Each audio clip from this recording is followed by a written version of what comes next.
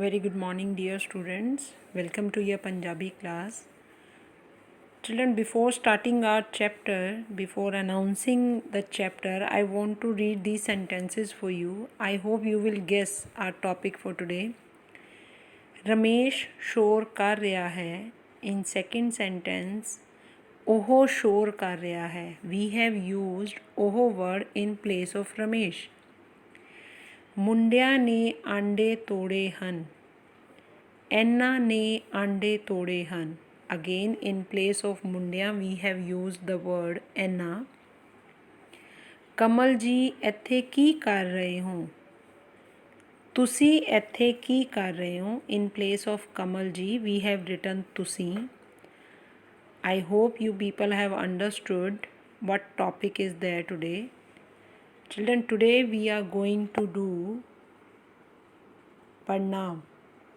ਪੜ੍ਹਨਾਂਵ means ਉਹ ਸ਼ਬਦ ਜੋ ਕਿਸੇ ਨਾਮ ਦੀ ਥਾਂ 'ਤੇ ਵਰਤਿਆ ਗਿਆ ਹੋਏ. ਨਾਮ we did last week only. तो today we will do ਪੜ੍ਹਨਾਂਵ. ਪੜ੍ਹਨਾਂਵ ਦੀ ਪਰਿਭਾਸ਼ਾ ਕੀ ਹੈ, ਡੈਫੀਨੇਸ਼ਨ ਕੀ ਹੈ? ਜੋ ਸ਼ਬਦ ਨਾਮ ਦੀ ਥਾਂ 'ਤੇ ਵਰਤਿਆ ਜਾਏ ਉਹਨਾਂ ਨੂੰ ਪੜ੍ਹਨਾਂਵ ਕਿਹਾ ਜਾਂਦਾ ਹੈ. Definition is given. ਜਿਹੜੇ ਸ਼ਬਦ ਨਾਮ ਦੀ ਥਾਂ 'ਤੇ ਵਰਤੇ ਜਾਂਦੇ ਹਨ ਪੜ੍ਹਨਾਂਵ ਅਖਵਾਉਂਦੇ ਹਨ. ਜਿਵੇਂ ਮੈਂ, ਤੁਸੀਂ, ਅਸੀਂ, ਉਹ, ਇਹ, ਇਹਨਾਂ, ਹੇਠਾਂ, ਜੋ, ਸੋ, ਕੌਣ, ਕਿਹੜਾ ਆਦਿ. Children, please cut the word ਹੇਠਾਂ. It's not a noun. Sorry, it's not a pronoun. ਪੜ੍ਹਨਾਂਵ ਨਹੀਂ ਹੈ. Cut this word ਹੇਠਾਂ. Now let us understand with these examples. ਮੈਂ ਸਕੂਲ ਜਾ ਰਿਹਾ ਹਾਂ. ਇਸ ਵਾਕ ਦੇ ਵਿੱਚ ਮੈਂ ਪੜ੍ਹਨਾਂਵ ਸ਼ਬਦ ਹੈ ਕਿਉਂਕਿ ਇਹ ਕਿਸੇ ਦੇ ਨਾਮ ਦੀ ਜਗ੍ਹਾ 'ਤੇ ਆਇਆ ਹੋਇਆ ਹੈ. ਅਸੀਂ ਫਿਲਮ ਦੇਖ ਰਹੇ ਹਾਂ. The word ਅਸੀਂ will be ਪੜ੍ਹਨਾਂਵ pronoun ਕਿਉਂਕਿ ਇਹ ਜੋ ਹੈ ਕੌਣ ਫਿਲਮ ਦੇਖ ਰਹੇ ਨੇ ਉਹਨਾਂ ਦੇ ਨਾਮ ਦੀ ਥਾਂ 'ਤੇ ਵਰਤਿਆ ਗਿਆ ਹੈ. ਤੁਸੀਂ ਇੱਥੇ ਕੀ ਕਰ ਰਹੇ ਹੋ? The word ਤੁਸੀਂ will be ਪੜ੍ਹਨਾਂਵ. ਕਿਹੜਾ ਬੱਚਾ ਸ਼ਰਾਰਤਾਂ ਕਰਦਾ ਹੈ? Now sir is asking a question. ਕਿਹੜਾ, the word will be ਕਿਹੜਾ. pronoun is ਪੜ੍ਹਨਾਂਵ is ਕਿਹੜਾ. ਬਹੁਤ ਸਾਰੇ ਲੋਕ ਮੇਲੇ ਗਏ ਹੋਏ ਸਨ. ਹੁਣ ਇੱਥੇ ਜਿਹੜਾ ਵਰਡ ਹੈ ਬਹੁਤ ਸਾਰੇ, ਇਹ ਕਿਸ ਦੇ ਨਾਮ ਦੀ ਜਗ੍ਹਾ 'ਤੇ ਆਇਆ ਹੋਇਆ ਹੈ? ਬਹੁਤ ਸਾਰੇ ਲੋਕਾਂ ਦਾ ਨਾਮ ਲਿਖਣ ਦੀ ਬਜਾਏ ਇੱਕ ਵਰਡ ਲਿਖਤਾ ਕਿ ਬਹੁਤ ਸਾਰੇ, ਤਾਂ ਇਹ ਜਿਹੜਾ ਵਰਡ ਹੈ ਬਹੁਤ ਸਾਰੇ ਇਹ ਪੜ੍ਹਨਾਂਵ ਹੈ. ਇਸ ਤਰ੍ਹਾਂ ਪੜ੍ਹਨਾਂਵ ਜਿਹੜਾ ਹੈ ਉਹ 6 ਟਾਈਪਸ ਦਾ ਹੈ. 1 is ਪੁਰਖਵਾਚਕ, ਨਿੱਜਵਾਚਕ, ਸੰਬੰਧਵਾਚਕ, ਪ੍ਰਸ਼ਨਵਾਚਕ, ਨਿਸ਼ਚੇਵਾਚਕ ਅਤੇ ਅਨਿਸ਼ਚੇਵਾਚਕ. ਛੋਟੀ ਛੋਟੀ ਡੈਫੀਨੇਸ਼ਨ ਦੇ ਥਰੂ ਸਮਝਾਉਣ ਦੀ ਕੋਸ਼ਿਸ਼ ਕਰਨੀ ਆ. ਪੁਰਖਵਾਚਕ ਮਤਲਬ ਹਿਊਮਨ ਬੀਇੰਗਸ ਦੇ ਨਾਮ ਦੀ ਜਗ੍ਹਾ ਜੋ ਆਏ. ਨਿੱਜ ਦਾ ਮਤਲਬ ਹੁੰਦਾ ਸੈਲਫ, ਆਪਣਾ. ਜਦੋਂ ਕਰਤਾ ਯਾਨੀ ਕੰਮ ਕਰਨ ਵਾਲਾ ਆਪਣੇ ਬਾਰੇ ਕੋਈ ਸ਼ਬਦ ਯੂਜ਼ ਕਰੇ that word will be your ਨਿੱਜਵਾਚਕ ਪੜ੍ਹਨਾਂਵ. ਸੰਬੰਧ ਦਾ ਮਤਲਬ ਹੁੰਦਾ ਰਿਲੇਸ਼ਨ. ਜੋ ਸ਼ਬਦ ਦੋ ਵਾਕਾਂ ਦੇ ਵਿੱਚ ਜਾਂ ਦੋ ਸ਼ਬਦਾਂ ਦੇ ਵਿੱਚ ਸੰਬੰਧ ਬਣਾਏਗਾ ਦੈਟ ਵਿਲ ਬੀ ਯੋਰ ਸੰਬੰਧਵਾਚਕ ਪੜ੍ਹਨਾਂਵ. ਪ੍ਰਸ਼ਨਵਾਚਕ, ਪ੍ਰਸ਼ਨ ਮਤਲਬ ਕੁਐਸਚਨ ਟੈਗ ਵਰਡ. ਉਹ ਸ਼ਬਦ ਜਿਨ੍ਹਾਂ ਦੇ ਥਰੂ ਕੋਈ ਪ੍ਰਸ਼ਨ ਪੁੱਛਿਆ ਜਾਏਗਾ. ਨਿਸ਼ਚੇਵਾਚਕ, ਨਿਸ਼ਚੇ ਦਾ ਮਤਲਬ ਹੁੰਦਾ ਸ਼ਿਓਰ, ਸ਼ਿਓਰਿਟੀ. ਜੋ ਕਿਸੇ ਸਾਹਮਣੇ ਪਈ ਚੀਜ਼ ਵੱਲ ਇਸ਼ਾਰਾ ਕਰੇਗਾ, ਚੀਜ਼ ਵੱਲ, ਅਤੇ ਉਸਨੂੰ ਸ਼ਿਓਰ ਕਰ ਦੇਗਾ ਡੈਟ ਵਿਲ ਬੀ ਆ ਨਿਸ਼ਚੇਵਾਚਕ. ਅਨਿਸ਼ਚੇਵਾਚਕ ਕੀ ਹੁੰਦਾ ਹੈ? ਜਦੋਂ ਕੋਈ ਚੀਜ਼ ਸਾਨੂੰ ਦਿਖ ਰਹੀ ਹੈ, ਦੂਰ ਜਾਂ ਨੇੜੇ ਦੀ ਚੀਜ਼ ਸਾਨੂੰ ਕਲੀਅਰ ਹੈ ਲੇਕਿਨ ਅਸੀਂ ਉਸ ਚੀਜ਼ ਵਾਸਤੇ ਕੋਈ ਪਰਟੀਕੂਲਰ ਕੋਈ ਸ਼ਿਓਰਿਟੀ ਵਾਲਾ ਵਰਡ ਯੂਜ਼ ਨਹੀਂ ਕਰਦੇ. ਕੋਈ ਇਹੋ ਜਿਹਾ ਵਰਡ ਯੂਜ਼ ਕਰਨੇ ਆ ਜੋ ਡਾਊਟਫੁਲ ਹੋਏ ਡੈਟ ਵਿਲ ਬੀ ਆ ਅਨਿਸ਼ਚੇਵਾਚਕ. I'll show you some examples.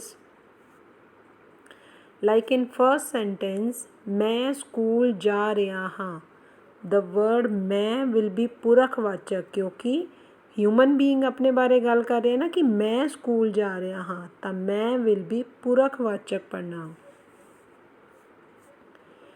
ਮੈਂ ਆਪ ਤੁਹਾਡਾ ਕੰਮ ਕਰਾਂਗਾ।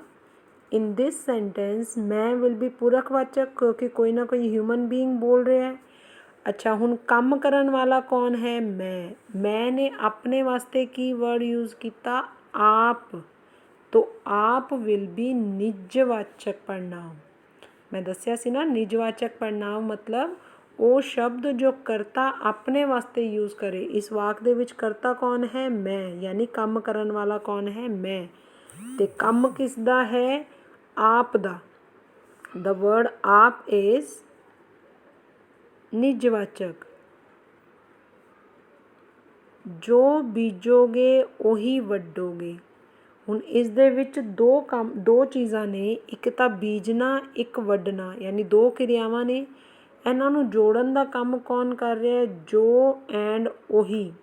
ਸੋ ਦੀਜ਼ ਬੋਥ ਆਰ ਸੰਬੰਧਵਾਚਕ ਪੜ੍ਹਨਾਂਵ, ਕਿਉਂਕਿ ਇਹ ਦੋਨੋਂ ਜੋ ਨੇ ਉਹ ਦੋ ਸ਼ਬਦਾਂ ਨੂੰ ਆਪਸ ਵਿੱਚ ਜੋੜਨ ਦਾ ਕੰਮ ਕਰ ਰਹੇ ਨੇ। ਸੋ ਜੋ ਐਂਡ ਉਹੀ ਵਿਲ ਬੀ ਸੰਬੰਧਵਾਚਕ ਪੜ੍ਹਨਾਂਵ। ਘੜੀ ਕਿਸਨੇ ਤੋੜੀ ਹੈ? ਹੁਣ ਦੇਖੋ, ਇਸ ਦੀ ਪਹਿਚਾਣ ਸਭ ਤੋਂ ਵੱਡੀ ਕੀ ਹੈ ਕਿ ਪਿੱਛੇ ਪ੍ਰਸ਼ਨਵਾਚਕ ਚਿੰਨ੍ਹ ਆਏਗਾ, question tag word is given, question mark sign is given. ਕਿਸ ਨੇ ਵਰਡ ਜੋ ਹੈ ਉਹ ਪ੍ਰਸ਼ਨ ਪੁੱਛਣ ਵਾਸਤੇ ਵਰਤਿਆ ਗਿਆ ਹੈ, ਇਸ ਕਰਕੇ ਦ ਵਰਡ ਕਿਸ ਨੇ ਵਿਲ ਬੀ ਅ ਪ੍ਰਸ਼ਨਵਾਚਕ ਚਿੰਨ੍ਹ, ਪ੍ਰਸ਼ਨਵਾਚਕ ਪੜ੍ਹਨਾਂਵ ਸੌਰੀ। ਉਹ ਕਿੰਨਾ ਦਾ ਘਰ ਹੈ? ਹੁਣ ਇੱਕ ਬੰਦਾ ਘਰ ਤੋਂ ਬਹੁਤ ਦੂਰ ਖੜਾ ਹੈ, ਉਸ ਘਰ ਵੱਲ ਇਸ਼ਾਰਾ ਕਰਕੇ ਪੁੱਛ ਰਿਹਾ ਹੈ ਕਿ ਉਹ ਕਿੰਨਾ ਦਾ ਘਰ ਹੈ। ਐਂਡ ਘਰ is a thing, no a non living thing. ਇਸ ਕਰਕੇ ਉਹ ਵਰਡ ਜੋ ਹੈ ਉਹ ਨਿਸ਼ਚੇਵਾਚਕ ਪੜ੍ਹਨਾਂਵ ਆਏਗਾ। ਕਿੰਨਾ ਦਾ ਵਿਲ ਬੀ ਅ ਪ੍ਰਸ਼ਨਵਾਚਕ ਪੜ੍ਹਨਾਂਵ। ਕੁਝ ਬੱਚੇ ਬਹੁਤ ਗਰੀਬ ਹਨ। ਹੁਣ ਇਸ ਦੇ ਵਿੱਚ ਕੀ ਹੈ, ਸਾਨੂੰ ਪਿਕਚਰ ਕਲੀਅਰ ਹੈ, ਦਿਖ ਰਹੀ ਹੈ ਕਿ ਕੁਝ ਬੱਚੇ ਗਰੀਬ ਹਨ, ਖਾਣਾ ਖਾ ਰਹੇ ਨੇ, ਸ਼ੇਅਰ ਕਰ ਰਹੇ ਨੇ। ਲੇਕਿਨ ਆਪਣੇ ਗੱਲ ਨੂੰ ਕਹਿਣ ਵਾਸਤੇ ਉਸਨੇ ਇਹ ਨਹੀਂ ਕਿਹਾ ਕਿ ਉਹ ਗਰੀਬ ਹੈ। ਇਸ ਦੀ ਜਗ੍ਹਾ ਉਸਨੇ ਕੀ ਲਿਖਿਆ ਕਿ ਕੁਝ ਬੱਚੇ। ਸੋ ਕੁਝ ਵਿਲ ਬੀ ਅ ਅਨਿਸ਼ਚੇਵਾਚਕ, ਕਿਉਂਕਿ ਅਨਿਸ਼ਚੇਵਾਚਕ ਪੜ੍ਹਨਾਂਵ ਕੀ ਦੱਸਦਾ ਹੈ?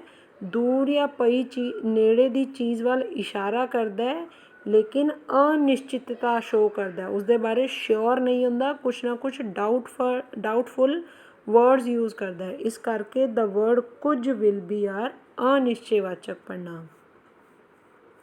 Light us revise once again. ਪੁਰਖਵਾਚਕ ਪੜ੍ਹਨਾਂਵ ਜੋ ਹਿਊਮਨ ਬੀਇੰਗ ਦੇ ਨਾਮ ਦੀ ਜਗ੍ਹਾ 'ਤੇ ਯਾਨੀ ਮਨੁੱਖਾਂ ਵਾਸਤੇ ਵਰਤੇ ਜਾਣ। ਅੱਛਾ, ਇੱਕ ਚੀਜ਼ ਹੋਰ, ਇਨ 7th ਸਟੈਂਡਰਡ ਨਾ ਪੁਰਖਵਾਚਕ ਪੜ੍ਹਨਾਂਵ has 3 sub types. Like in English we have ਨਾ first person, second person and third person. First person ਬੋਲਣ ਵਾਲਾ ਯਾਨੀ ਉੱਤਮ ਪੁਰਖ। ਸੈਕਿੰਡ ਪਰਸਨ ਮੀਨਸ ਮੱਧਮ ਪੁਰਖ, ਜਿਸ ਦੇ ਨਾਲ ਗੱਲ ਕੀਤੀ ਜਾਵੇ। ਐਂਡ ਥਰਡ ਪਰਸਨ ਇਜ਼ ਅਨਯ ਪੁਰਖ, ਜਿਸ ਦੇ ਬਾਰੇ ਗੱਲ ਕੀਤੀ ਜਾਵੇ। ਹੁਣ ਇੱਕ ਸੈਂਟੈਂਸ ਸੀ ਕਿ ਮੈਂ ਸਕੂਲ ਜਾ ਰਿਹਾ ਹਾਂ, ਮੈਂ ਕੌਣ? ਬੋਲਣ ਵਾਲਾ। ਤਾਂ ਮੈਂ ਵਿਲ ਬੀ ਅ ਪੁਰਖਵਾਚਕ। ਜਦੋਂ ਇਹ ਪੁੱਛਿਆ ਜਾਏ ਕਿ ਪੁਰਖਵਾਚਕ ਦਾ ਕਿਹੜਾ ਟਾਈਪ ਹੈ, then in bracket you can write ਉੱਤਮ ਪੁਰਖ। ਸੈਕਿੰਡ ਟਾਈਪ ਇਜ਼ ਨਿਜਵਾਚਕ ਪੜ੍ਹਨਾਂਵ। ਨਿਜ ਮਤਲਬ ਸੈਲਫ, ਜੋ ਕਰਤਾ ਆਪਣੇ ਵਾਸਤੇ ਜੋ ਵਰਡ ਯੂਜ਼ ਕਰੇ। ਸੰਬੰਧਵਾਚਕ ਪੜ੍ਹਨਾਂਵ ਉਹ ਸ਼ਬਦ ਜੋ ਦੋ ਸ਼ਬਦਾਂ ਜਾਂ ਦੋ ਵਾਕਾਂ ਦੇ ਵਿੱਚ ਰਿਲੇਸ਼ਨ ਕਾਇਮ ਕਰਦੇ ਨੇ, ਮਤਲਬ ਸੰਬੰਧ ਦਿਖਾਉਂਦੇ ਨੇ, ਉਹਨਾਂ ਨੂੰ ਜੋੜਨ ਦਾ ਕੰਮ ਕਰਦੇ ਨੇ। ਪ੍ਰਸ਼ਨਵਾਚਕ ਪੜ੍ਹਨਾਂਵ ਉਹ ਸ਼ਬਦ ਜਿਸ ਦੇ ਥਰੂ ਕੋਈ ਪ੍ਰਸ਼ਨ ਪੁੱਛਿਆ ਜਾਏ। ਨਿਸ਼ਚੇਵਾਚਕ ਪੜ੍ਹਨਾਂਵ ਉਹ ਸ਼ਬਦ ਹੁੰਦੇ ਨੇ ਜੋ ਸਾਹਮਣੇ ਜਾਂ ਦੂਰ ਪਈ ਚੀਜ਼ ਵੱਲ ਇਸ਼ਾਰਾ ਕਰਕੇ ਉਸਨੂੰ ਸ਼ਿਓਰ ਕਰ ਦਿੰਦੇ ਨੇ, ਨਿਸ਼ਚਿਤਤਾ ਨੂੰ ਸ਼ੋ ਕਰਦੇ ਨੇ। ਅਨਿਸ਼ਚੇਵਾਚਕ ਪੜ੍ਹਨਾਂਵ ਜੋ ਸਾਹਮਣੇ ਜਾਂ ਦੂਰ ਪਈ ਚੀਜ਼ ਵੱਲ ਇਸ਼ਾਰਾ ਤਾਂ ਕਰਦੇ ਨੇ, ਲੇਕਿਨ ਕੁਛ ਨਾ ਕੁਛ ਡਾਊਟਫੁਲ ਵਰਡ ਲਿਖ ਕੇ ਉਸਦੀ ਸ਼ਿਓਰਿਟੀ ਨੂੰ ਖ਼ਤਮ ਕਰ ਦਿੰਦੇ ਨੇ, ਤਾਂ ਉਹ ਹੁੰਦੇ ਨੇ ਅਨਿਸ਼ਚੇਵਾਚਕ। Children keep one thing in mind, explanation is same in all the books. Only the examples which I have taken, it is from 7th standard book. Maybe 6th standard book have some it has some different examples. You don't worry about examples which are given or which are not given. You please pay attention to the explanation. Bookwork I will send class wise. 6th standard students will get bookwork of 6th standard, and 7th standard students will get bookwork of 7th standard only. So please don't worry about this. Try to understand what is the concept and then try to solve the bookwork. Try to do yourself. Answer key I will send next time. In next within 5 or 10 minutes I will send the answer key also. Take care of yourself and enjoy your day.